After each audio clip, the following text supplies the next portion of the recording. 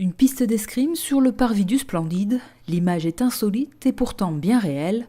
Entre le charme du lieu et l'élégance du sport, la combinaison était parfaite pour mettre en lumière l'équipe de France d'épée en stage à Dax.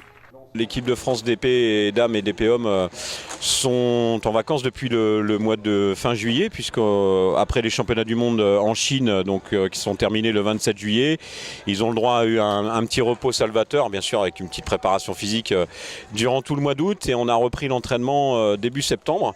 Donc là, l'objectif de ce stage, c'était de venir sortir un petit peu du contexte parisien et INSEP et de venir un petit peu se ressourcer sur une préparation physique surtout.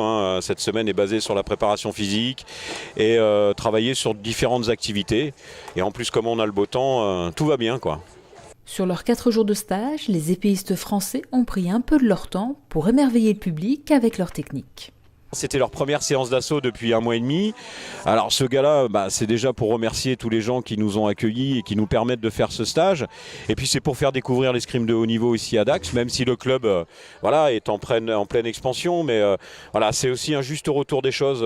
Quand on investit aussi sur nous, il est tout à fait logique que les sportifs de haut niveau rendent aussi l'appareil aux gens. Et je pense que c'était une belle démonstration. Et il y avait du monde. Moi je suis toujours agréablement surpris parce que malheureusement, on est un sport un petit peu intimiste et on est reconnu que tous les 4 ans lors des Jeux Olympiques. On voulait faire un peu le show entre guillemets pour le public présent. On a fait des belles touches, on a fait des beaux échanges.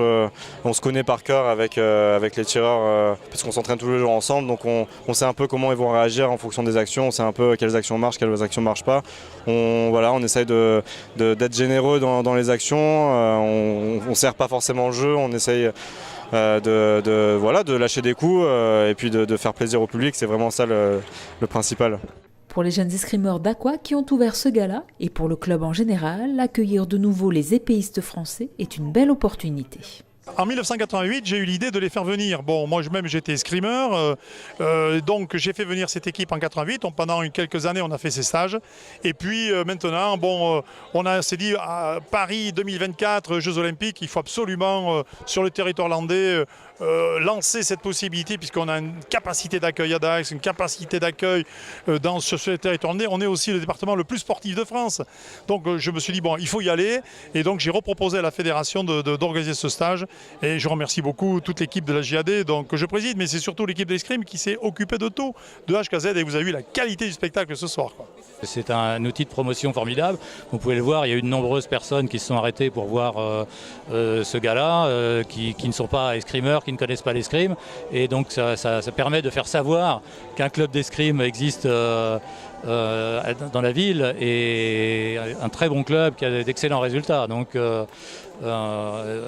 nous sommes amenés à faire des choses comme ça et à être très ambitieux pour pouvoir faire connaître le club et amener de nombreux jeunes à cette pratique. Les athlètes français ont donc profité des infrastructures de la JAD, mais également des possibilités qu'offre Dax et ses environs. C'est vrai qu'on a beaucoup de chance, de par le cadre, on a beaucoup de chance d'être au Splendide. Moi, je vous avoue que j'ai fait un peu baver toute ma famille de leur dire que je passais la semaine au Splendide.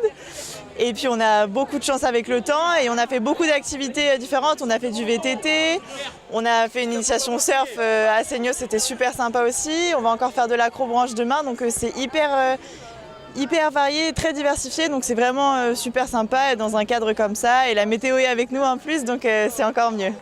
Je pense que c'est vraiment important de changer d'air et de venir travailler dans ces conditions-là. Donc je signe tout de suite si un centre d'entraînement se monte ici, quoi. En attendant que l'INSEP s'installe à Dax, les épéistes français vont devoir s'entraîner à Paris dans l'optique des sélections pour les JO de Tokyo en 2020.